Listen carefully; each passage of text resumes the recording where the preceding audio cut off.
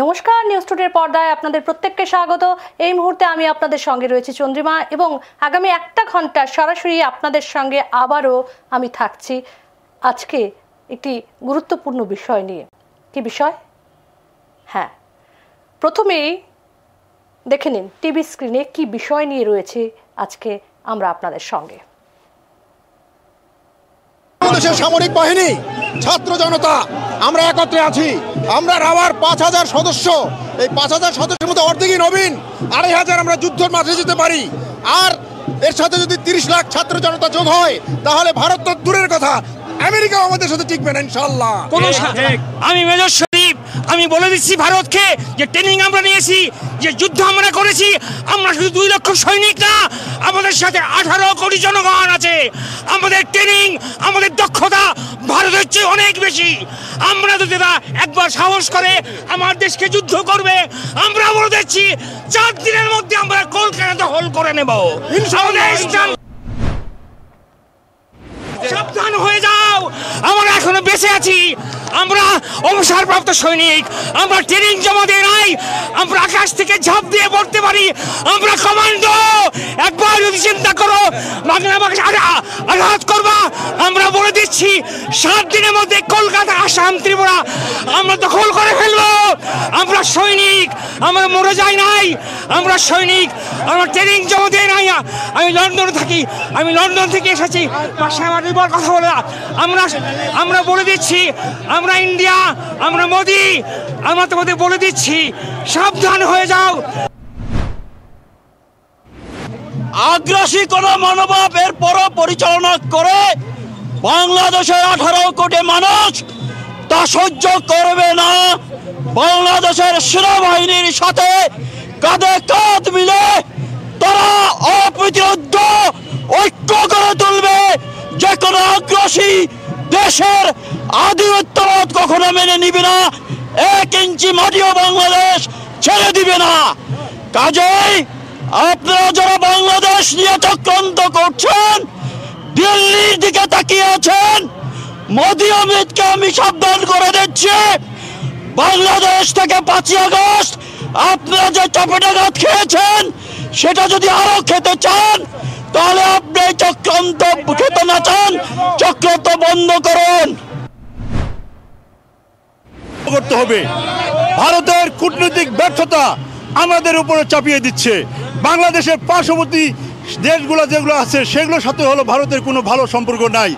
আমরা চাইব আপনাদের পররাষ্ট্র নীতি পরিবর্তন আনুন, বাংলাদেশের সাথে সম্পর্ক ভালো করুন। বাংলাদেশের মাটি এবং মানুষ কখনোই ছাড় দেবে না, ১ ইঞ্চি মাটিও ছাড় দেবে না। আমরা একতাবদ্ধ, এটা আমাদের স্বাধীনতার যুদ্ধের চেয়েও হলো আমরা একতাবদ্ধ। আমরা চাই ভারত তার আগ্রাসন মুখী আচরণ থেকে বেরিয়ে আসবে এবং বাংলাদেশের সাথে সুসম্পর্ক বজায় রাখবে, এই আমরা আশা করি।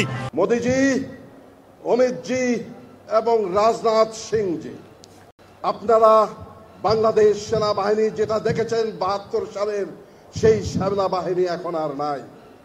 আমরা এখন যুদ্ধোপযোগী এবং যে কোনো শত্রু মোকাবেলায় প্রস্তুত। আপনারা আর আস্ফালন তুলবেন না। ইস্টার্ন সেক্টর, ইস্টার্ন কমান্ড গোছানোর ভয় আমাদেরকে দেখাবেন না। শুধু আমরা সশস্ত্র বাহিনী নই, ১৭ কোটি জনতা আছে আমাদের সাথে আপনাদেরকে সীমান্তেই রুখে দিতে।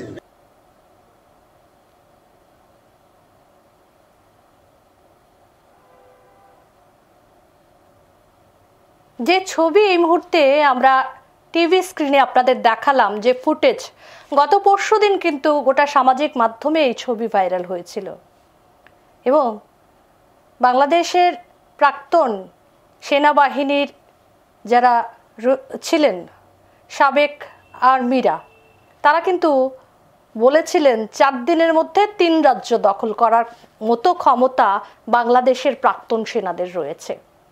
সেখানে আজকে কিন্তু ৩ দিন, মানে আর ১ দিন। সেই জায়গায় দাঁড়িয়ে এই মুহূর্তে এই যে সেনাদের হুঙ্কার, বাংলাদেশের প্রাক্তন সেনাদের এই হুমকি কি সত্যি অবশেষে দুই দেশের সম্পর্কের কাল হতে পারে? আজকে কিন্তু আমরা এই প্রশ্ন নিয়েই বসেছি, আলোচনা করব। এই মুহূর্তের যা পরিস্থিতি রয়েছে, আমরা দেখতে পাচ্ছি একের পর এক নানান ধরনের ভারতের বিরুদ্ধে মন্তব্য যেমন করছে, এবারে কিন্তু সরাসরি হুঁশিয়ারি দিয়ে আসছে। একেবারে যুদ্ধের হুঁশিয়ারি যেটা দিলেন, যে সেনা রয়েছে তারা 3 রাজ্যকে 4 দিনে চাইলে দখল করতে পারে। সেখানে শুরুতেই একটা কথা বলি, প্রায় 140 কোটির ভারতবর্ষ, সেখানে বিশ্বের সামরিক মানচিত্রে বিভিন্ন সংস্থার তথ্য অনুযায়ী ভারত কিন্তু এই মুহূর্তে রয়েছে প্রায় 3য় বা 4র্থ স্থানে। না, সেটা আমরা বলছি না, বিভিন্ন সংস্থার যে তথ্য রয়েছে সেই তথ্য অনুযায়ী। আর প্রায় 18 কোটির বাংলাদেশ, সেখানে সামরিক শক্তিতে রয়েছে প্রায় 45 নম্বরে।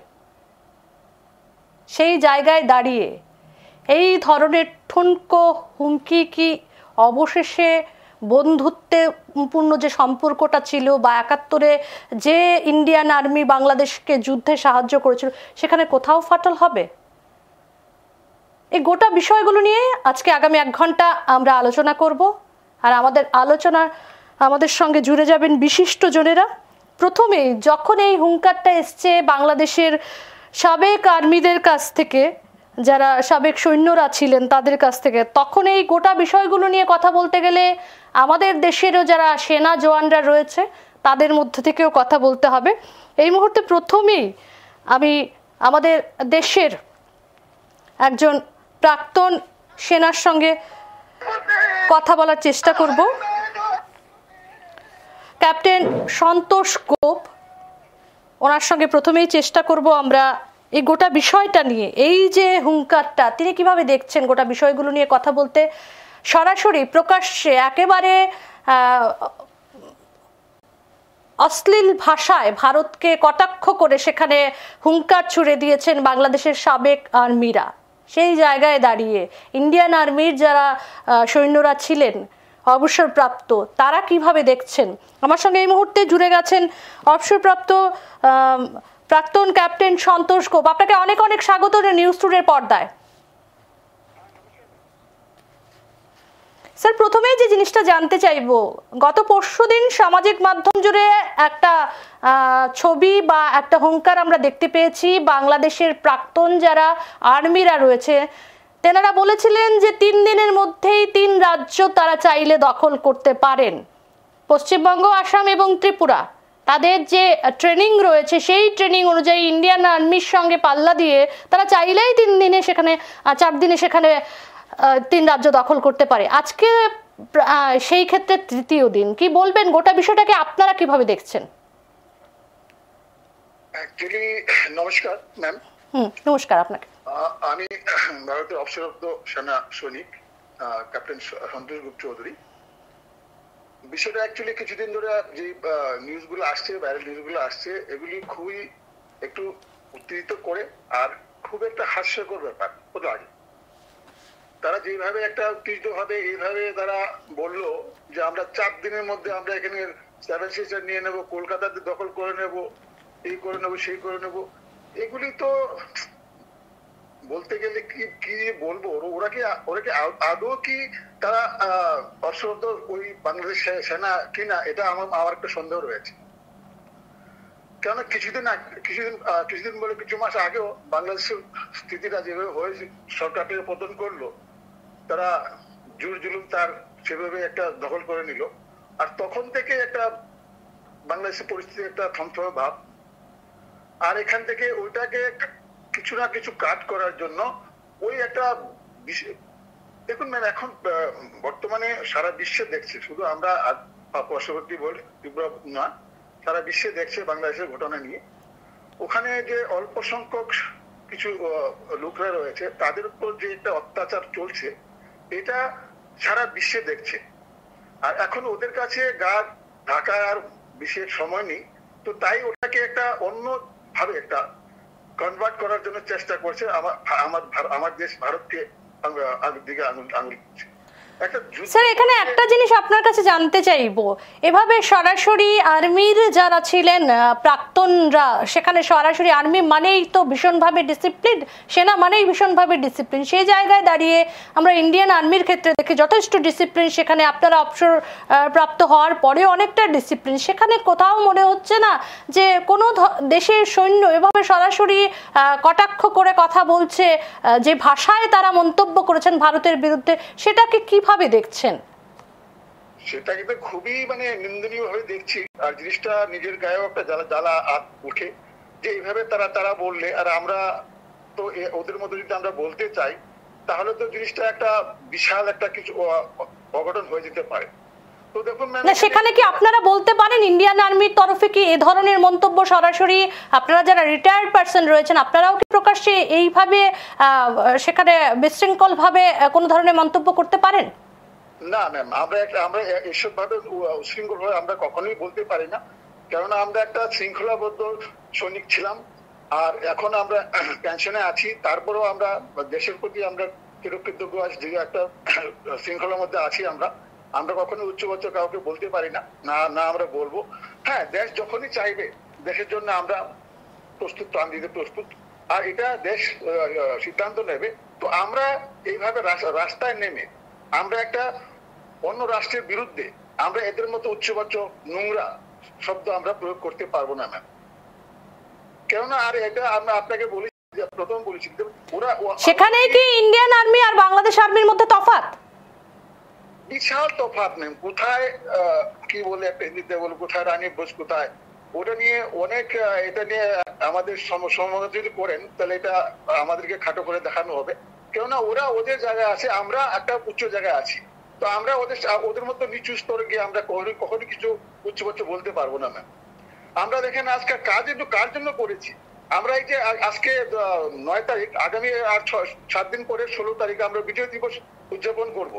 এই বিজয় দিবস উদযাপন করবো, যারা শহীদ হয়েছে তাদেরকে আমরা শ্রদ্ধাঞ্জলি দেবো। এই শহীদটা কার জন্য হয়েছে? তাদের বাংলাদেশকে ইন্ডিপেন্ডেন্ট করার জন্য হয়েছে, তাদের জন্য আমাদের সৈনিকরা আমরা প্রাণ দিয়েছে। আর তারা আজকে তারা যদি সৈনিক হয়ে থাকেন, আমি তো আমাদের সন্দেহ হয় যে তারা যে রাস্তায় নেমে তারা সৈনিক কিনা। যদি সৈনিক হতো তাহলে সৈনিকের মর্মটা বুঝতো। আগামী মাত্র 7টা দিন পরে আমরা বিজয় দিবস আছে, আর এই আমাদের সৈনিকগুলা তাদের দেশকে স্বাধীন করার জন্য আমরা প্রাণ দিয়েছি। আর তারা এখন রাস্তায় নেমে আমাদের নামে বলছে, আমাদের দেশের নামে বলছে, আমাদের প্রধানমন্ত্রীর নামে বলছে। আমরা কি অগ্রসর করেছি তাদের উপরে? তাদের ওখানে তাদের একটা উশৃঙ্খল সৃষ্টি হয়ে আছে, যেখানে অল্প সংখ্যক ওখানে থাকতে পারছে না, ওখানে প্রাণের ভিক্ষা চেয়ে অন্য দেশে যাওয়ার জন্য আতুর হয়ে আছে ওখানে। তো ওই জায়গায় তারা এখন টান করার জন্য এখন ভারতের উপর আঙুল তুলছে এবং এইভাবে রাস্তায় নেমে একটা উশৃঙ্খল সৃষ্টি করছে। এটা সারা বিশ্ব দেখছে।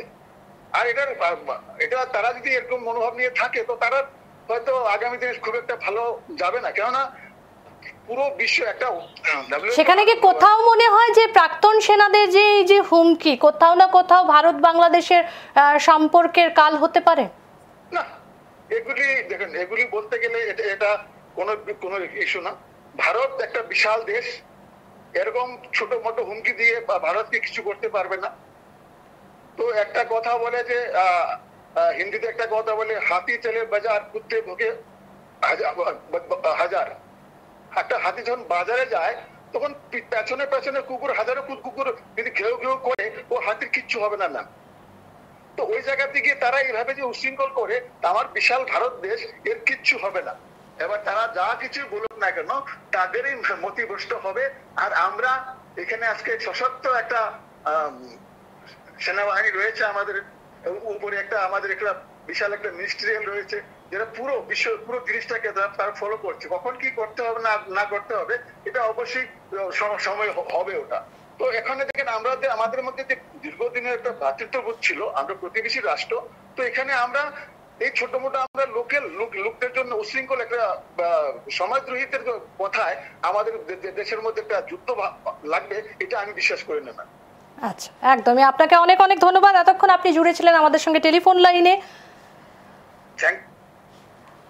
এতক্ষণ আমাদের সঙ্গে জুড়ে ছিলেন প্রাক্তন সেনার একজন অবসরপ্রাপ্ত ক্যাপ্টেন সন্তোষ গোপ, তিনি কিন্তু স্পষ্ট ভাষায় বললেন যে এই ছোট মোটো বিষয়কে তারা একেবারেই পাত্তা দিচ্ছে না, যেটা ভারতের ক্ষেত্রে একেবারেই পাত্তা দেওয়ার কথাও নয়।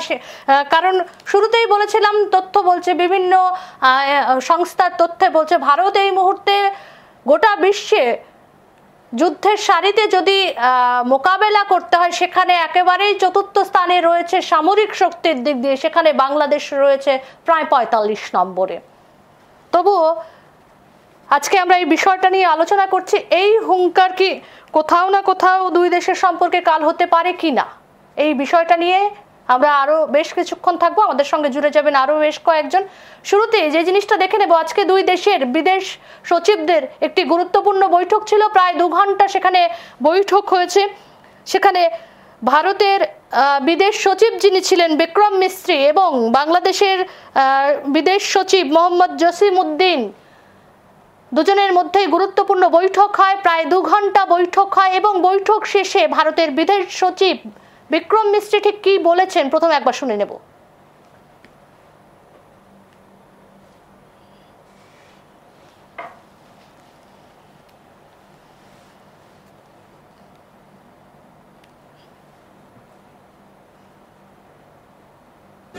Invitation of my Bangladesh colleague, His Excellency Mohammad Jasimuddin, the Foreign Secretary of Bangladesh, for discussions and consultations on the entire gamut of issues in the extremely important bilateral relationship between India and Bangladesh.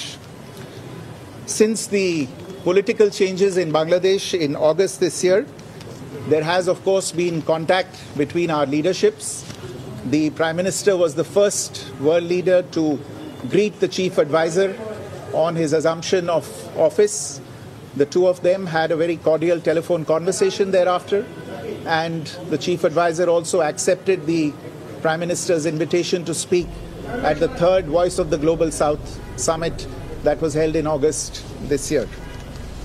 Since then, the External Affairs Minister and the Foreign Affairs Advisor have also been in touch. They met each other on the sidelines of the UN General Assembly in New York in September this year.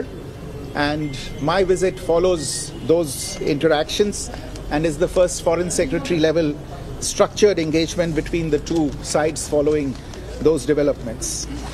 Today's discussions have given both of us the opportunity to take stock of our relations, and I appreciate the opportunity today to have had a frank, candid and constructive exchange of views with all my interlocutors. I emphasized that India desires a positive, constructive and mutually beneficial relationship with Bangladesh. We have always seen in the past, and we continue to see in the future, this relationship as a people-centric and people-oriented relationship, one that has the benefit of all the people as its central motivational force. This is reflected on a daily basis in the development projects that have been executed on the ground in Bangladesh and that continue to be developed.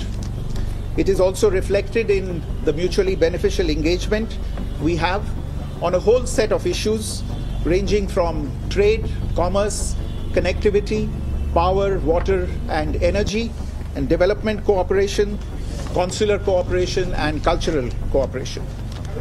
There is no reason why this mutually beneficial cooperation should not continue to deliver in the interests of both our peoples. And to that end, therefore, I have underlined today India's desire to work closely with the interim government of Bangladesh authorities.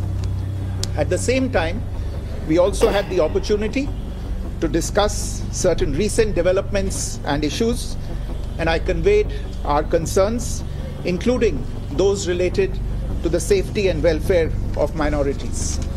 We also discussed some regrettable incidents of attacks on cultural, religious and diplomatic properties.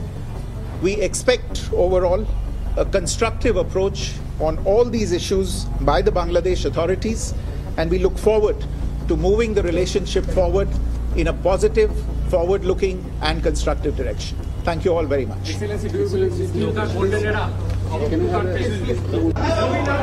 I am here in.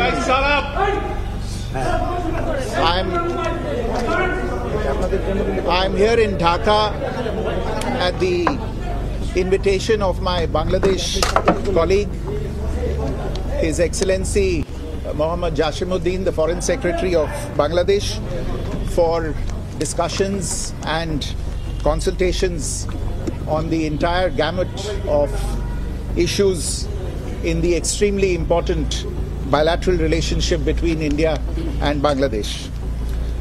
Since the political changes in Bangladesh in August this year, there has of course been contact between our leaderships. The Prime Minister was the first world leader to greet the Chief Advisor on his assumption of office. The two of them had a very cordial telephone conversation thereafter, and the Chief Advisor also accepted the Prime Minister's invitation to speak at the third Voice of the Global South summit that was held in August this year. Since then, the External Affairs Minister and the Foreign Affairs Advisor have also been in touch. They met each other on the sidelines of the UN General Assembly in New York in September this year.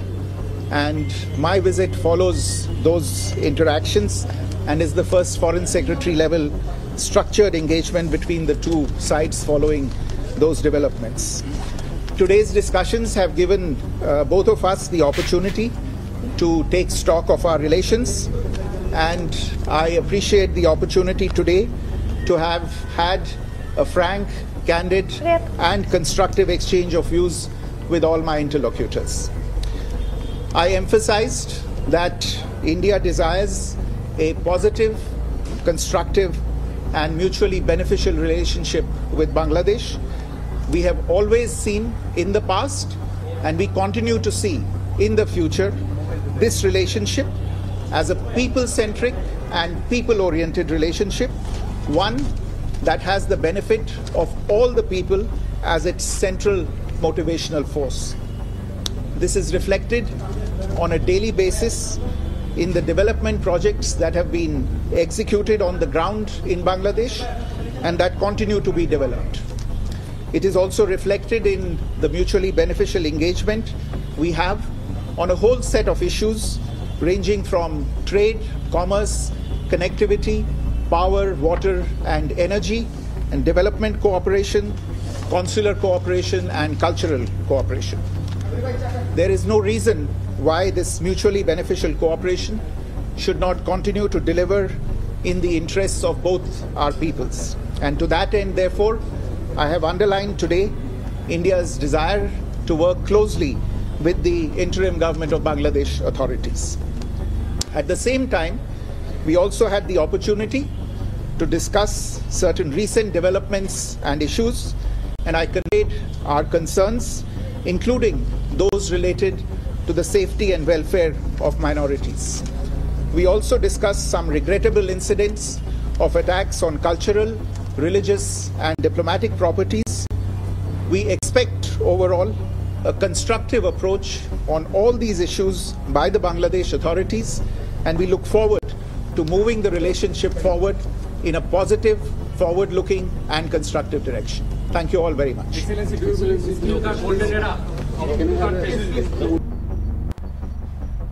আমরা শুনে নিলাম ভারতের বিদেশ সচিব বিক্রম মিশ্রি ঠিক কি বললেন। বৈঠকের পরেই সাংবাদিকদের মুখোমুখি হয়ে তিনি কিন্তু দুই দেশের সম্পর্ক, যৌথ সম্পর্ক আরো সুদৃঢ় করার জন্য যে ধরনের বার্তা দেওয়ার কথা সেগুলো কিন্তু ইতিমধ্যে বাংলাদেশের কাছে পৌঁছে দেওয়ার চেষ্টা করেছেন বাংলাদেশের বিদেশ সচিবের মধ্য দিয়ে, এবং এখানেও কিন্তু তিনিও দুই দেশের বাণিজ্যিক যোগাযোগ এবং বন্ধুত্বপূর্ণ সম্পর্কের পাশাপাশি সে দেশের যে সংখ্যালঘুরা রয়েছে তাদের ওপর এবং যে ধর্মীয় আক্রমণগুলো আসছেন সে বিষয়েও কিন্তু চিন্তা ব্যক্ত করে সেখানে কিন্তু সেই বিষয়গুলোকে দেখার কথাও বলেছেন।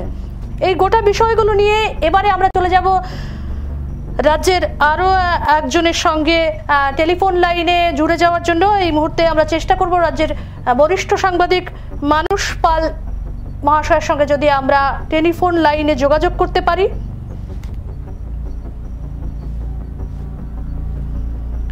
সত্যিই কি সেনাপ্রধানদের এই ইতিমধ্যে আমরা পেয়ে গেছি রাজ্যের বরিষ্ঠ সাংবাদিক মানস পালকে। নমস্কার দাদা, আপনাকে অনেক অনেক স্বাগত নিউজ টুডের পর্দায়। দাদা, আমরা আজকে যে ট্যাগলাইন নিয়ে বসেছি, গত পরশুদিন একটি ভিডিও সামাজিক মাধ্যমে ভাইরাল হয়, সেখানে আমরা অনেকেই দেখতে পেয়েছি বাংলাদেশের প্রাক্তন যারা আর্মিরা রয়েছে তারা কিন্তু 4 দিনের মধ্যেই 3 রাজ্য অর্থাৎ পশ্চিমবঙ্গ, আসাম এবং ত্রিপুরাকে দখল করে নেওয়ার মতো শক্তি আছে বলে একটা হুঙ্কার দিয়েছিল। তা আমরা আজকে যে প্রশ্ন নিয়ে বসেছি মূলত, সেখানে আজকে বিদেশ মন্ত্রকেরও একটি গুরুত্বপূর্ণ বৈঠক ছিল এবং এই বৈঠক শেষে সেখানে বিদেশ সচিব বিক্রম মিস্ত্রি কিন্তু একেবারেই ইতিবাচক ভঙ্গিতে কথা বলেছেন। পাশাপাশি সেখানকার যে সংখ্যালঘুদের উপর আক্রমণ, এই বিভিন্ন বিষয়গুলো নিয়েও সেখানে চিন্তা ব্যক্ত করেছেন এবং গোটা বিষয়টাকে ইতিবাচকভাবে দেখছেন। এখানে যে প্রশ্নটা প্রথমেই আপনার কাছে থাকবো, এই যে প্রাক্তন যারা আর্মিরা রয়েছে বাংলাদেশের, তারা যে সেদিন রাস্তায় নেমে ভারতের বিরুদ্ধে এই ধরনের মন্তব্য করলেন, সেটাকে কিভাবে দেখছেন? আদৌ কি এটা বাংলাদেশের এই প্রাক্তন সেনাদের হুঙ্কার কি দুই দেশের বন্ধুত্বে কোথাও কাল হবে? প্রথম কথা হলো, এই যে ভিডিওটি হয়েছে এটাকে এত বেশি ইম্পর্টেন্স দেওয়ার দরকার নেই, এই কারণে এইসব কথাবার্তা এগুলো কোনো মানে রাখে না। ইন্ডিয়ার সঙ্গে বাংলাদেশ যুদ্ধ করার প্রশ্নই উঠে না এবং এগুলো ওরা বলছেন ওরা খুব উত্তেজিত হয়েছিলেন কোনো কারণে, রাস্তায় ঘুরে ওরা সব বেশি রোদে তো রাস্তা গরম হয়েছিল এই জন্য বলেছেন। আর পুরো মানুষ তাদের কথা এগুলো বিশেষ ধরতে নেই, এগুলোতে মানে জিও পলিটিক্যাল বা জিও স্ট্র্যাটেজিক ম্যাটার্সে তাদের এই কথাবার্তা রাস্তায় নেমে এইসব চিৎকার দিয়ে বলা এগুলো কোনো মানে রাখে না, এক নাম্বার। তো আমি এই রিটায়ার্ড কি বলেছেন এতে কিছু আসা যায় না, এগুলো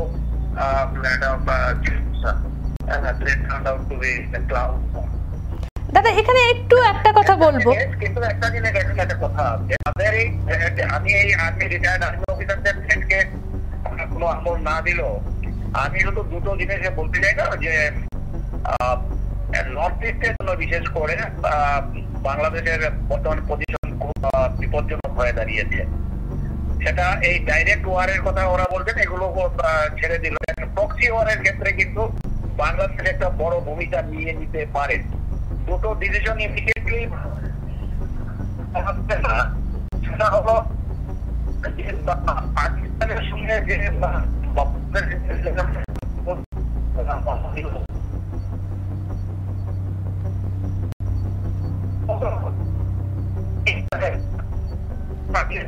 পাঠিয়েছে বাংলাদেশ গভর্নমেন্ট,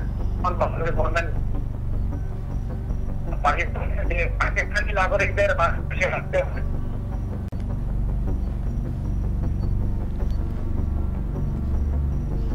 দুঃখিত, যান্ত্রিক ত্রুটির কারণে লাইনটা কেটে গেছে। আমরা আবারও চেষ্টা করব মানুষদার সঙ্গে যদি আরো একবার সেখানে যোগাযোগ করতে পারি।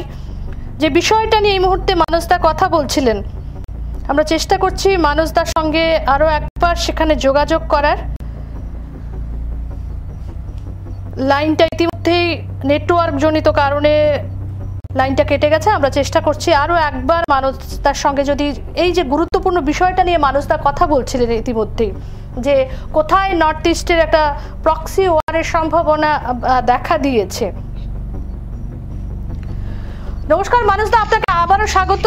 নেটওয়ার্ক জনিত কারণে সেখানে সংযোগ বিচ্ছিন্ন হয়ে গিয়েছিল।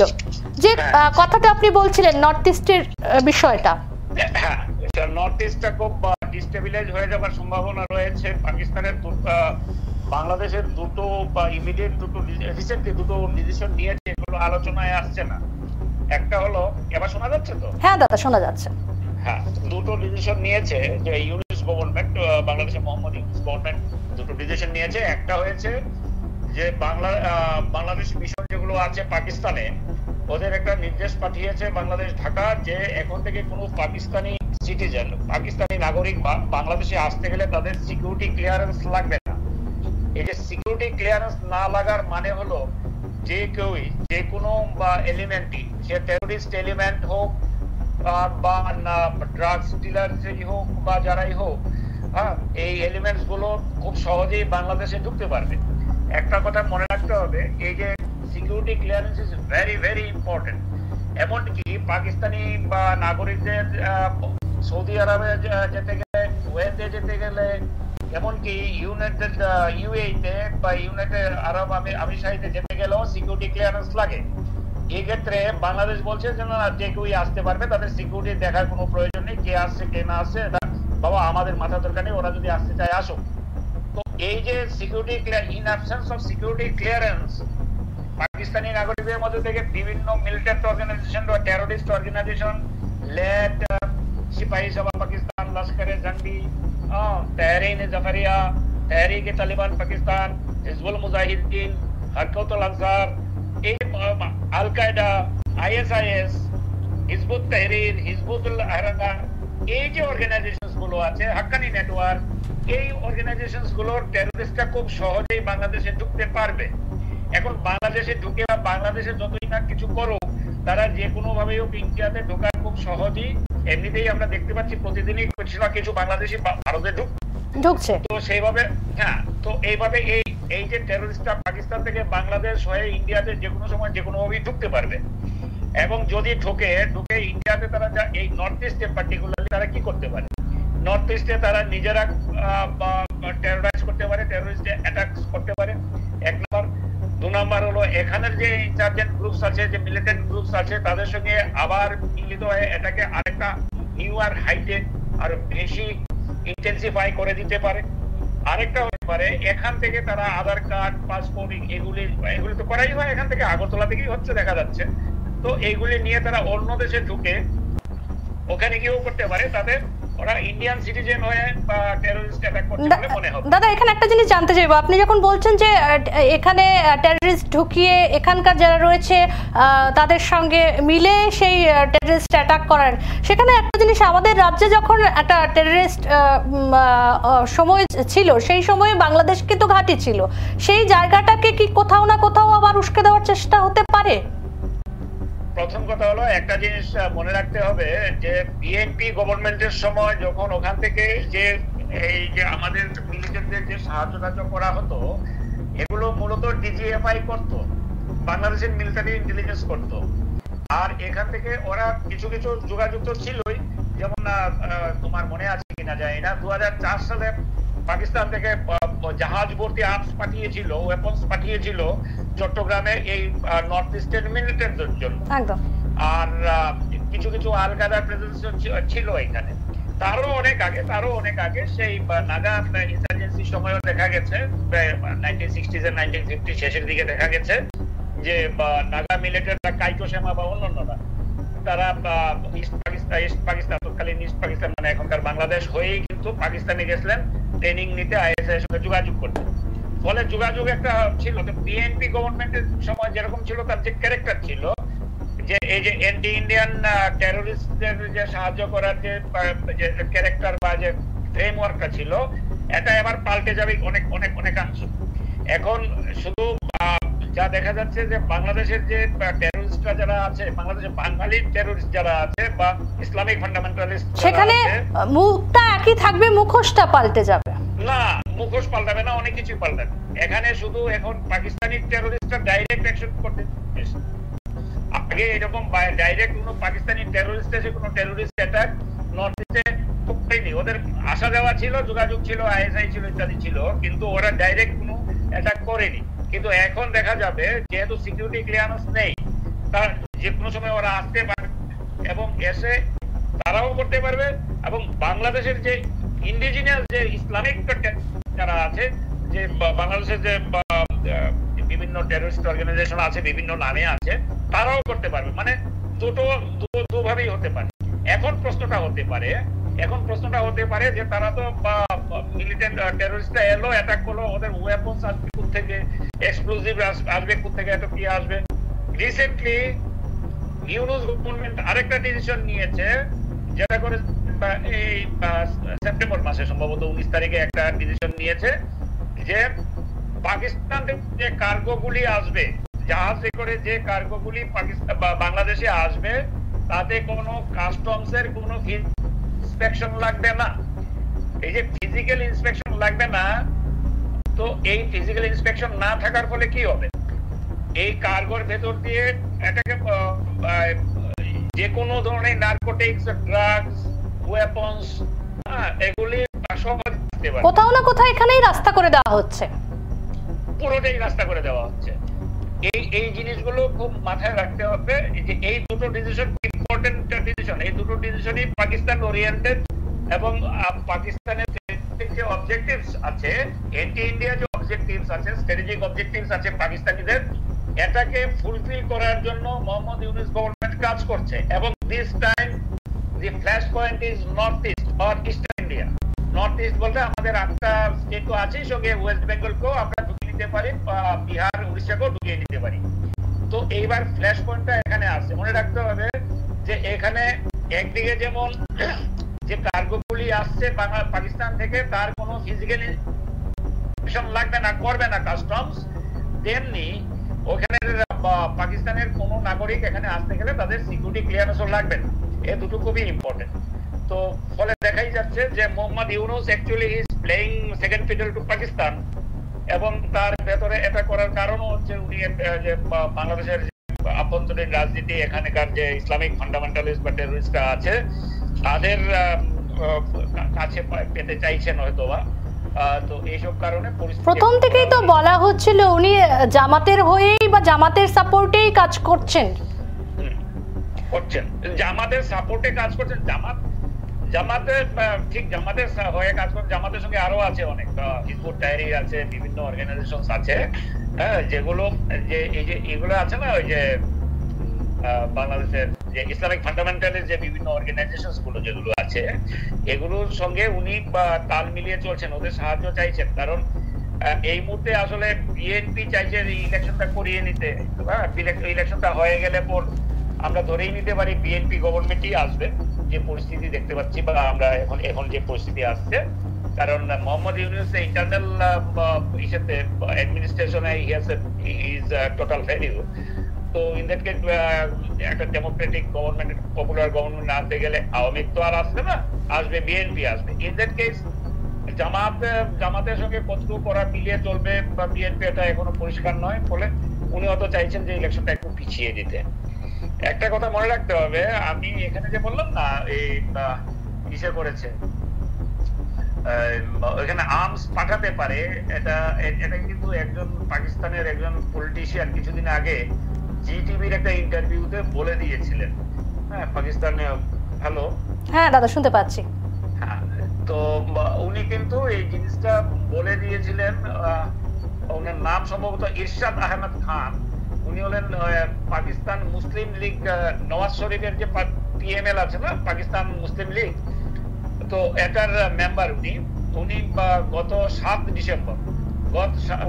ডিসেম্বর জি টিভির একটা জি নিউজে একটা ইন্টারভিউতে বলে দিয়েছিলেন যে বাংলাদেশকে ইন্ডিয়ান ইনফ্লুয়েন্স থেকে লিবারেট করার জন্য প্রয়োজনে আমরা আর্মস পাঠাতে পারি এবং আমরা পাঠাচ্ছি। তো অনেকেই মনে করছে কিছুদিন আগে যে 5000 টন সুগার এসেছিল, চিনি এসেছিল পাকিস্তান থেকে জাহাজ ভর্তি হয়ে বাংলাদেশে, তার মধ্যে সম্ভবত আর্মসও কিছু ছিল বা নারকোটিক্স ছিল, এরকম পছন্দ করছেন। কারণ ওই যে কাস্টমস এর ফিজিক্যাল ইন্সপেকশনটা এখন আর হচ্ছে না।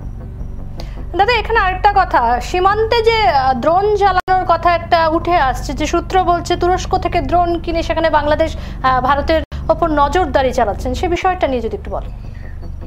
এই যে ড্রোন বা সার্ভেলেন্স, এগুলো তো আচ্ছা ঠিক আছে, এগুলো করতেই পারে ওরা নিজের দেশ থেকে যদি ড্রোন সার্ভেলেন্স চালায়, আমাদের দেশে কিছু তো করার নেই। কিন্তু আমাদের যদি ইয়ার টেরিটরিকে ভায়োলেট করে ড্রোন, তাহলে ওকে গুলি করে নামিয়ে আনবে, ইয়ে করে দেবে। আর ওদের এই যে টেকনিক্যাল ইসেতে এক্সপার্টাইজে ইন্ডিয়ার উপর নজরদারি চালানো, এগুলো খুব বেশি ইসে হবে না। কারণ আমাদের মানে কাউন্টার সার্ভেলেন্স বা কাউন্টার যে ইসেগুলি আছে না, স্ট্র্যাটেজি গুলো আছে অ্যাজ ফার এজ এই ধরনের সার্ভেলেন্স, ইলেকট্রনিক সার্ভেলেন্স এগুলি, তো এলিয়েন্ট এগুলো যেগুলো আছে, এগুলোতে আমরা অনেক বেশি এগিয়ে, এগুলো বিশেষ কিছু হবে না।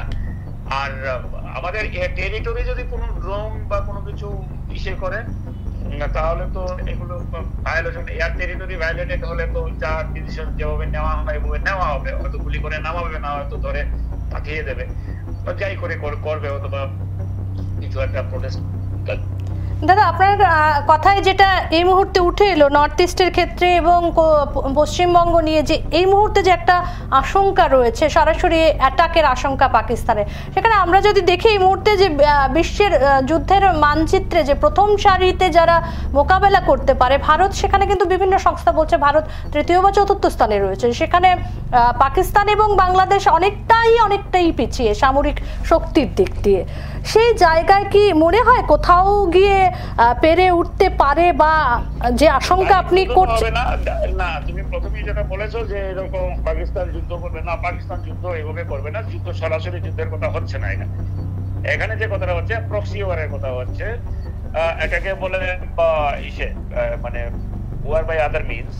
হ্যাঁ, এটাকে আমি বলতে চাইছিলাম এই প্রক্সি ওয়ারটাকে আটকানোর কি আমাদের সেরকম কোন ধরনের ইন্টেলিজেন্স বা আমাদের তরফ থেকে কিছু ব্যবস্থা রয়েছে? এগুলোর সমস্ত না, এগুলোরও আছে, আমাদের কাউন্টার মেজার্সও আছে। আমি যা বলছি, আমি যদি এখান থেকে বসে এগুলি বলতে পারি, জানতে পারি, এখানে আলোচনা করতে পারি, তাহলে আমাদের যে স্ট্র্যাটেজিক এক্সপার্টসরা আছেন, যারা ইন্টেলিজেন্সে আছেন বা বিভিন্ন অর্গানাইজেশনে যারা আছেন, তারা আরো বেশি করে জানেন, আরো বেশি ওয়েল ইনফর্মড, তারা ওইভাবে ওয়েল ইনফর্মড ডিসিশনসও নিতে পারে।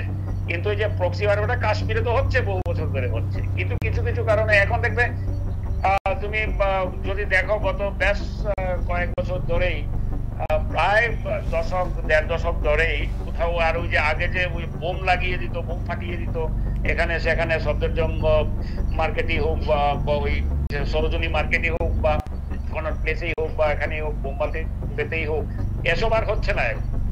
এখন যা ওদের প্রক্সি ওয়ার, সেটা মূলত আটকে আছে পাকিস্তানের ওয়েস্টার্ন সেক্টরে। তো ওখান থেকে কিছুটা এইদিকে নজর ঘোরানোর একটা ব্যাপার থাকতে পারে। তাছাড়া আরো অন্য অনেকগুলি ব্যাপার জড়িত, যেমন গতকালকে যে ডেভেলপমেন্টটা সিরিয়াতে যে ডেভেলপমেন্টটা হলো, শোনা যাচ্ছে? হ্যাঁ দাদা, শোনা যাচ্ছে। সিরিয়াতে যে ডেভেলপমেন্টটা হলো, সেখানে বাশার আল আসাদকে যে পালিয়ে যেতে হলো, এবং যারা দখল করলো তারা আইএসআইএস এবং আল কায়দা এফিলিয়েটেড বডি। তো এই যে স্ট্রং একটা টেরোরিস্ট অর্গানাইজেশনের এই যে একটা সিরিয়ার মতো একটা স্ট্র্যাটেজিক একটা কান্ট্রির ক্ষমতা নিয়ে নেওয়ার পর, নট অনলি মিডল ইস্টের সিচুয়েশন কমপ্লিকেটেড, কমপ্লেক্স হচ্ছে। ইনফ্যাক্ট কালকেই ইসরায়েলটাকে সিরিয়ার একটা দখল করে নিয়েছে। হ্যাঁ, যে বলেছে আমাদের যে গত 1974 কি একটা পিস ছিল, এটা ফল করে গেছে আসাদের পালিয়ে যাওয়ার পর। তো ইসরায়েল এদিকে ইনভলভ হয়ে গেছে সিরিয়া। মিডল ইস্ট একটা নতুন ক্রাইসিসের দিকে যাচ্ছে। মিডল ইস্টের নতুন ক্রাইসিস মানে এটা ইফেক্ট তো এদিকেও পড়বে, যেদিকে মুসলিম ওয়ার্ল্ডই পড়বে। Bangladesh is by any means an Islamic country, তো এখানেও পড়বে। এখানে ওরা আরো বেশি উৎসাহিত হবে, পাকিস্তানিরা আরো যে টেররিস্ট অর্গানাইজেশন গুলো আরো উৎসাহিত হবে। হ্যাঁ, তো এগুলোর ইফেক্ট পড়বে, বিভিন্ন ফ্যাক্টরস কাজ করবে। ফলে পাকিস্তানের সঙ্গে কোথাও কোনোদিনই সরাসরি আর যুদ্ধ হচ্ছে না, কিন্তু এই প্রক্সি ওয়ারটা পাকিস্তান চালাবে। সেটাই আপনার কথা যদি ধরেই আমরা যে ট্যাগলাইন নিয়ে বসেছিলাম, বাংলাদেশে প্রাক্তন সেনা হুমকি, দুই দেশের সম্পর্কে কাল হতে পারে কিনা, সেটাকে একেবারেই আপনার কথা যদি ধরেও নেই যে সেটাকে একেবারেই অন্যভাবে ভাবতে হবে। মূলত আমাদের যে ভাবনার বিষয় রয়েছে এই নর্থ ইস্টের ক্ষেত্রে প্রক্সি ওয়ারটা নিয়েই এই মুহূর্তে প্রথমত হলো এই যে রিটায়ার্ড মিলিটারি অফিসার গুলো যা বলেছেন, কোনো এই ধরনের যুদ্ধের কথা বা যুদ্ধের কোনো প্ল্যানিং বা পরিকল্পনা, এগুলো প্রথমত এইভাবে কেউ ওপেনলি বলে না। 2 নাম্বার হলো, এটা তারাও জানেন, সবাই জানে, এটা জোক অ্যাকচুয়ালি, যে 4 দিনে 5 দিনে দখল করে দেবে ইন্ডিয়া। এগুলো তো হয় না, এগুলো জাস্ট একটা পাগলের খোলা। বুড়ো মানুষ, রিটায়ার্ড মানুষ, বুড়ো মানুষ, মাথা কথা গরম হয়ে গেছে, একটু উত্তেজিত হয়ে গেছেন, হ্যাঁ, যা খুশি বলছেন, নেশা টেশাও করে থাকতে পারেন, আমরা জানি না। সেটাই হোক, সেটা অন্য ব্যাপার। তাদের এইসব এই মিলিটারি অফিসারদের এই রাস্তার মধ্যে দাঁড়িয়ে পাগলের প্রলাপ গুলোকে আলোচনার মধ্যে আনলে, মূল আলোচনা যেটা হবে, এটা থেকে আমরা পিছিয়ে যাবো, যে প্রক্সি ওয়ারটা কিভাবে হয় না হয়। এটা তারাও জানেন না, যারা বলছেন এগুলো, ওই যে মেজর শরীফ টরিফ, এগুলি কি যেন বলছিলেন ওরা, এগুলো তারাও জানেন না কি হচ্ছে না হচ্ছে। তারা যদি জানতেন, তাদের যদি এত ইম্পর্টেন্স থাকতো, রাস্তায় নেমে পাগলের প্রলাপ করতেন। তাদের কথাগুলো এত ইম্পর্টেন্স দেবার মানে নেই। কিন্তু তার মানে এই নয় যে কিছু হচ্ছে না। বাংলাদেশ একটা গভর্নমেন্ট পলিসি নিয়েই করছেন, মোহাম্মদ ইউনূস করছেন এটা। হ্যাঁ, মোহাম্মদ ইউনূস পলিসি নিয়ে করছেন, বাংলাদেশ আর্মি এটাতে ডাইরেক্ট ইনভলভ হচ্ছে না। বাংলাদেশ আর্মি ডাইরেক্ট ইনভলভ হচ্ছে না, কোনোভাবেই হবে না, এই আপাতত হচ্ছে না, হবে না, এই ধরনের কোনো যুদ্ধের কোনো সম্ভাবনা নেই। একদমই, অনেক অনেক ধন্যবাদ মানুষ দা আপনাকে। অনেক গুরুত্বপূর্ণ তথ্য এবং অনেক গুরুত্বপূর্ণ বিষয়টা আপনি এই মুহূর্তে আমাদের এই আলোচনায় তুলে ধরলেন, যে প্রক্সি ওয়ারের সম্ভাবনাটা যেটা তুলে ধরলেন সেটা সত্যি অত্যন্ত গুরুত্বপূর্ণ পয়েন্ট আমাদের সঙ্গে যোগ করলেন, ভাগ করে নিলেন। অনেক অনেক ধন্যবাদ আপনাকে নিউজ টুডের পর্দায় জুড়ে যাওয়ার জন্য।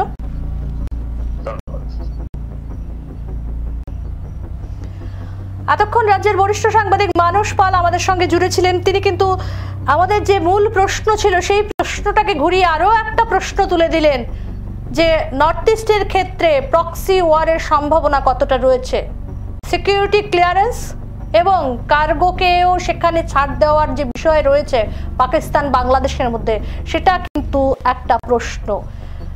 নানান ফ্যাক্টরগুলো নানানভাবে কাজ করছে। সরাসরি যুদ্ধ না হলেও কিভাবে পাকিস্তান ভারতকে আক্রমণ করতে পারে সে চেষ্টা কিন্তু পাকিস্তান চালিয়ে যাচ্ছে বাংলাদেশের মধ্য দিয়ে। আমরা এবারে একটু কথা বলার চেষ্টা করব আরো একজনের সঙ্গে। এই মুহূর্তে আমার সঙ্গে আমি চেষ্টা করব রাজ্যের একজন সমাজকর্মী তাপস রয়, ওনার সঙ্গে একটু কথা বলার, এই গোটা বিষয়গুলোকে তিনি কিভাবে দেখছেন। আমরা যোগাযোগ করার চেষ্টা করছি এই মুহূর্তে। নমস্কার তাপস বাবু, আপনাকে নিউজ টুডের পর্দায় অনেক অনেক স্বাগত।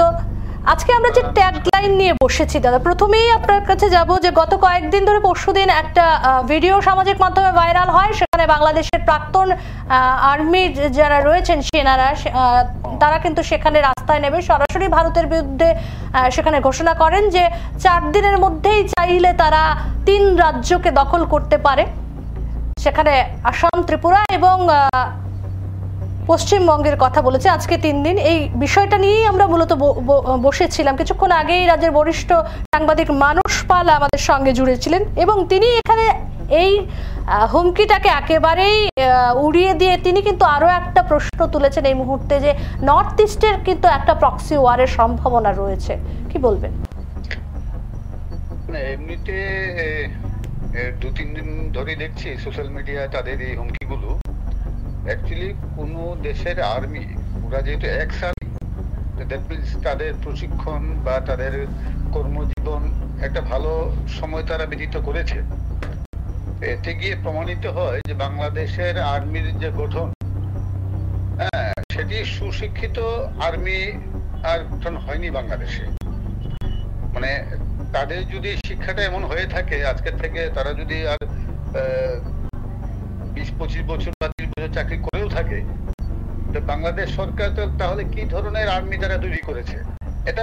এটা এই তাদের এই এক্স আর্মিদের কথাই প্রকাশিত হচ্ছে, যে একটা পাড়ার গুন্ডার মতো, ঠিক না? কোনো আর্মি, এক্স আর্মি অন্তত পক্ষে তো আরো দায়িত্ব নিয়ে কথা বলবে, স্ট্র্যাটেজিক্যালি কথা বলবে। এভাবে রাস্তায় বেরিয়ে গিয়ে এই 4 দিনে 5 দিনে আর আরেকটা দেশ দখল করে নেবো, এগুলো তো পাড়ার গুন্ডার মতো আর কথাবার্তা, হাসির বিষয় একচুয়ালি। এতে দুটো জিনিসই প্রমাণিত হয় যে বাংলাদেশের আর্মির তাদের সেই মানে শিক্ষাগত বা কৌশলগত তাদের ট্রেনিং নেই, তার ট্রেনিং এর অভাব, এটা প্রকাশিত হচ্ছে এই এক্স আর্মিদের আর মাধ্যমে। শৃঙ্খলার বিষয়টা কোথাও যেটা আমরা ইন্ডিয়ান আর্মির ক্ষেত্রে দেখে থাকি সেটা কোথাও বোধহয় নেই। একদমই। এই তো গেল আর্মিদের প্রসঙ্গে। যেটা আমি বলছিলাম যে মানুষ তাই এই আলোচনায় একটা পয়েন্ট তুলেছে, যে পাকিস্তানের ইতিমধ্যে ইউনূস সরকারের যে দুটো গুরুত্বপূর্ণ ঘোষণা, সেখানে পাকিস্তানের সঙ্গে সিকিউরিটি ক্লিয়ারেন্স এবং কার্গোকেও ক্লিয়ারেন্স দিয়ে দেওয়ার একটা বিষয় রয়েছে। সেখান থেকে যেটা বলেছে একদমই সঠিক জায়গায় মানুষরা ধরেছে, সেখানে প্রক্সি ওয়ারের সম্ভাবনাটা কিন্তু মানুষরা ধরেছে। কি বলবেন?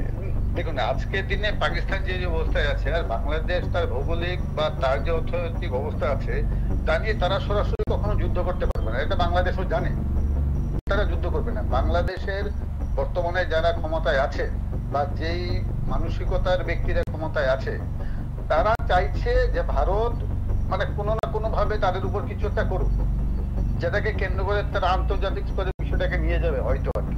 তারা এই অ্যাঙ্গেলে ভাবছেন, কিন্তু ভারতবর্ষ একটা সম্পূর্ণ দায়িত্বশীল একটি রাষ্ট্র। হ্যাঁ, ভারতবর্ষ এই দিকে পা বাড়াবে না।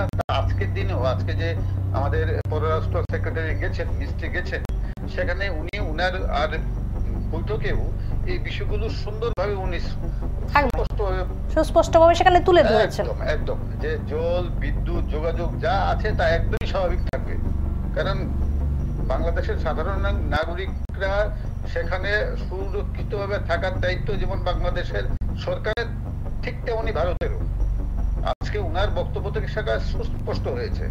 উনি তার মনে যারা যুক্ত করেছেন যে বাংলাদেশে যে সংখ্যালঘু হিন্দুরা আছে তারা যাতে আরো বেশি সুরক্ষিত থাকে, তার যে এই বিষয় নিয়ে আর ইউনিট সরকারের সঙ্গে আর ভারতের এই পররাষ্ট্র দপ্তর থেকে যিনি গেছেন মিস্ত্রিবাবু, উনি এগুলো সুস্পষ্টভাবে বলেছেন। আর মানবতা যে বিষয়টা বলেছেন প্রক্সি ওয়ার, আমরা দেখেছি কংগ্রেস সরকারই বলবো ওই আমলেও এক সময় আসাম, নাগাল্যান্ড, মণিপুর বা ত্রিপুরা রাজ্য সব জায়গায় মিলিয়ে এই টোটাল নর্থ ইস্টের মধ্যে একটি অস্থির পরিস্থিতি, এই বিভিন্ন সন্ত্রাসবাদী দল ওই সময়ে আর ছিল একটি। আর তখন বাংলাদেশে কোন সরকার ছিল সেগুলো আমরা সেগুলো ইতিহাসে লেখা আছে। বাংলাদেশকে ঘাঁটি বলা হয়েছে সেখানে। একদম একদম একদম। তা আজকের দিনেও সেই দিকে যাচ্ছে, এটাকে অস্বীকার করা যাবে না। এটা ডাইরেক্ট যুদ্ধ হওয়ার তো কোনো ইসেই নেই, যুদ্ধ হবেই না, কারণ তারাও করতে পারবে না, তাদের সেনাবাহিনীরা এটা ভালোভাবে জানে।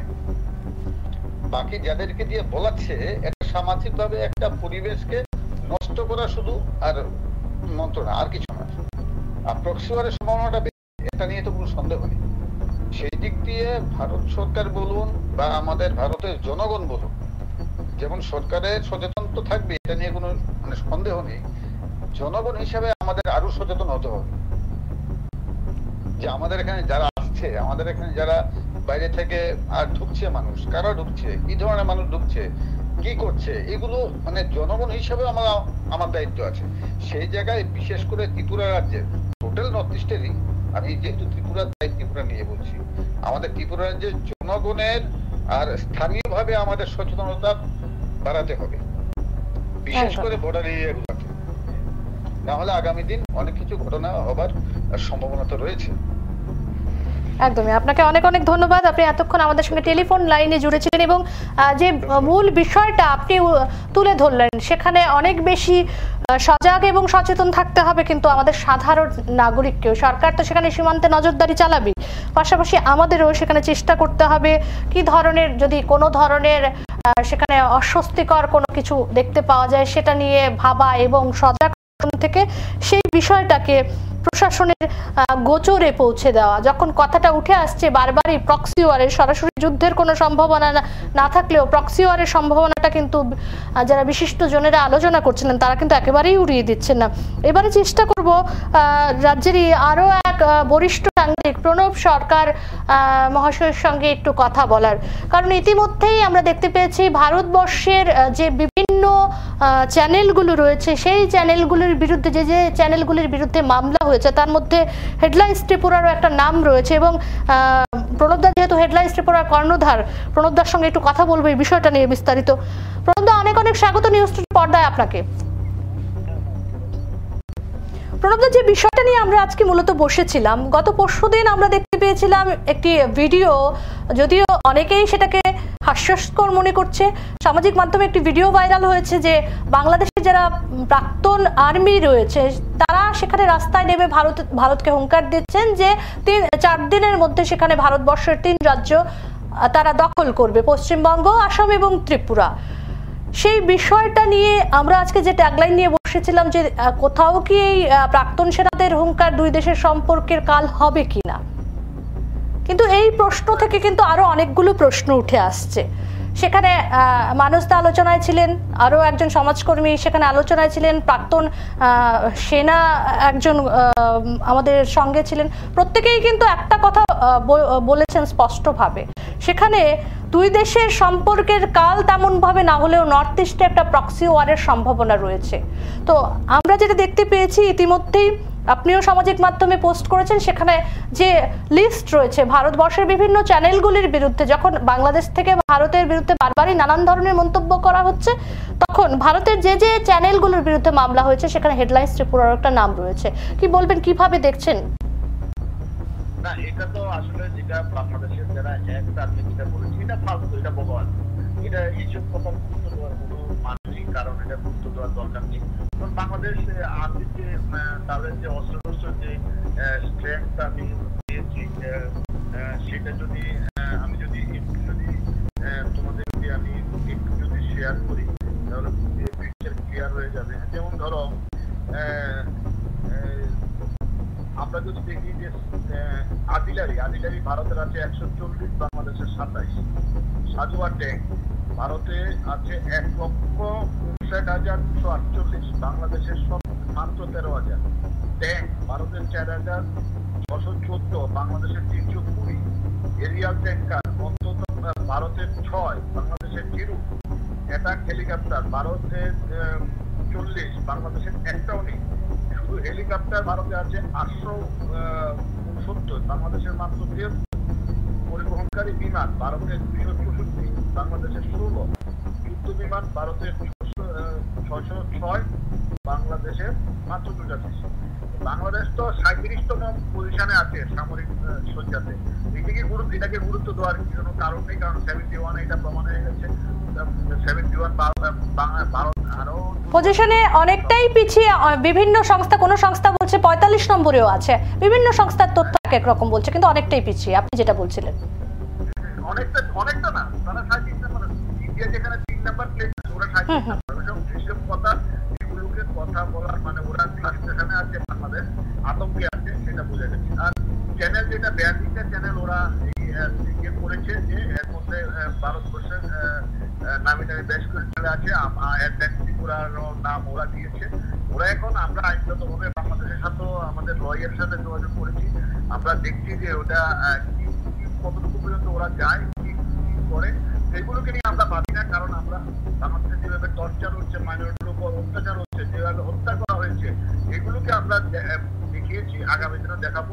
এগুলোকে নিয়ে আমরা এগুলোকে আমরা গুরুত্ব দিই না, কারণ আমরা সবসময় যেটা সত্য সেটাই আমরা তুলে ধরেছি গত দিনে, আগামী দিনেও তুলে ধরবো। কিন্তু ইউনিট সরকার কি করলো চ্যানেল নিয়ে, করে নিয়ে, এটা নিয়ে আমরা ভাবি না। দাদা, একটা জিনিস জানতে চাইবো যে প্রক্সি ওয়ারের কথাটা আজকের আলোচনায় বারবারই উঠে আসছে, যে ইউনিট সরকারের নতুন যে দুটো সিদ্ধান্ত, যেটা মানুষরা তুলে ধরার চেষ্টা করেছিল, পাকিস্তানের সঙ্গে সেখানে সিকিউরিটি ক্লিয়ারেন্স এবং যে কার্গোর যে ক্লিয়ারেন্সের বিষয়টা রয়েছে, সেটা দিয়ে একটা প্রক্সি ওয়ারের সম্ভাবনা রয়েছে, কি বলবেন? না, প্রক্সি ওয়ারেরও সম্ভাবনা নেই আমার কাছে মনে হয়। কারণ প্রক্সি ওয়ার করতে হলেও যে স্ট্রেংথ লাগবে, সেই স্ট্রেংথ তো বাংলাদেশের নেই। প্রক্সি ওয়ার করতে যেমন আজকে ওয়েস্ট বেঙ্গলের কয়েকজন লিডারের আমরা স্টেটমেন্ট পেয়েছি, ওরা বলছে যে ওদের কাছে কি আছে, রিক্সা আছে,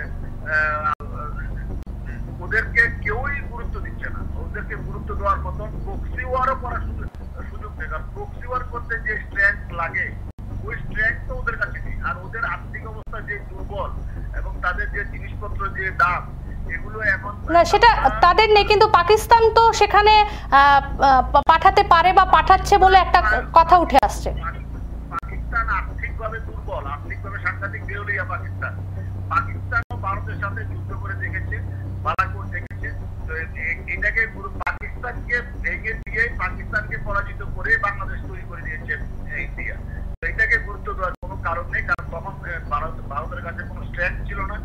ভারতের কাছে ইন্ডিয়া ওয়ার্ল্ডের মধ্যে 3 নাম্বার পজিশনে ভারত, আর্থিকভাবে 2 নাম্বার পজিশনে ভারত। অতএব এগুলোকে মানে ফ্রাস্ট্রেশন বা আতঙ্কের একটা বহিঃপ্রকাশ বাংলাদেশের, ভয় পাচ্ছে ওরা। একদম। অনেক অনেক ধন্যবাদ দাদা আপনাকে। এতক্ষণ টেলিফোন লাইনে জুড়ে ছিলেন রাজ্যের বরিষ্ঠ সাংবাদিক তথা হেডলাইন্স ত্রিপুরা কর্ণধার প্রণব সরকার। আমরা আজকে যে বিষয় নিয়ে মূলত আলোচনায় বসেছিলাম, যে সামাজিক মাধ্যমে যে ভিডিও ভাইরাল হয়েছিল, 4 দিনের মধ্যে 3 রাজ্য দখল করবে, বাংলাদেশের প্রাক্তন যারা সেনারা রয়েছেন তারা, প্রত্যেকের কথায় কিন্তু একটা কথাই বারবার উঠে এসছে, একেবারেই হাস্যস্কর বিষয়টা। এবারে একটা অংশ সেখানে যারা বিশিষ্টজনেরা আলোচনায় জুড়েছিলেন, সেখানে এই হুমকিটাকে একেবারে পাত্তা না দিলেও নর্থ ইস্টের ক্ষেত্রে প্রক্সি ওয়ারের সম্ভাবনাটাকে একটু জোর দিচ্ছেন। আবার কেউ কেউ বলছেন যে সে সম্ভাবনাটাও এই মুহূর্তে বাংলাদেশের নেই, তারা অনেকটাই ফ্রাস্ট্রেটেড হয়ে এ ধরনের কথা বলছেন। এবং সব মিলিয়ে আজকে বিদেশ সচিবের যে বৈঠক, সেই বৈঠক শেষে কি দাঁড়াতে চলেছে আগামী দিনে ভারত বাংলাদেশের সম্পর্ক, এটা কিন্তু প্রত্যেক দিন ফ্যাক্টর বদলাচ্ছে, প্রত্যেক দিন চিত্র বদলাচ্ছে। তাই নির্দিষ্ট কোনো একটা বিষয় নিয়ে যায় আগামীকালকে সকালে উঠলেই ভারত বাংলাদেশের সম্পর্কটা এই জায়গায় এসে থেমে যাবে বা বাংলাদেশের যে এই মুহূর্তের চিত্র সেটা বদলে যাবে,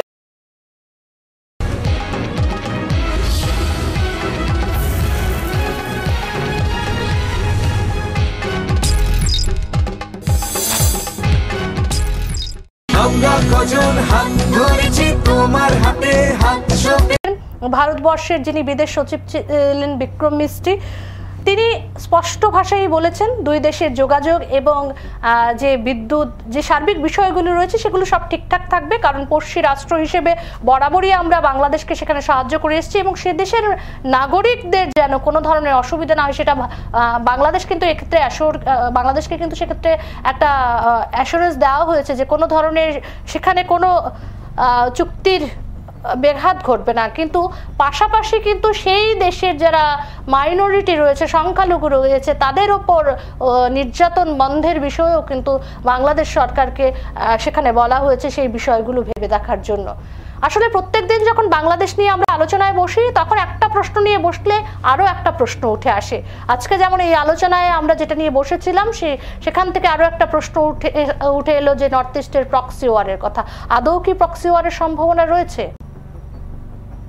আদৌ কি বাংলাদেশ সেই প্রক্সি ওয়ার করে উঠতে পারবে? কারণ প্রণবদা যেটা শেষে বললেন, পাকিস্তানও এখন যে আর্থিকভাবে দুর্বলতা রয়েছে, পাকিস্তানও ঠিক সেইভাবে কি ততটা বাংলাদেশকে সাহায্য করতে পারবেন? আসলে প্রত্যেক দিনই ফ্যাক্টরগুলোর বদল হচ্ছে, প্রত্যেক দিনই এই যে ধারণাগুলো আমরা করছি সেগুলোর বদল ঘটছে। তবে এই মুহূর্তে এই প্রশ্নটাই আমরা যে আদৌ কি প্রক্সি ওয়ার ঘটবে কিনা নর্থ ইস্টে, সেই প্রশ্নটা নিয়েই আজকের মতো এখানে বিদায় নিচ্ছি। নমস্কার, সঙ্গে থাকবেন নিউজ টুডের পর্দায় আগামী সম্প্রচারগুলোর জন্য।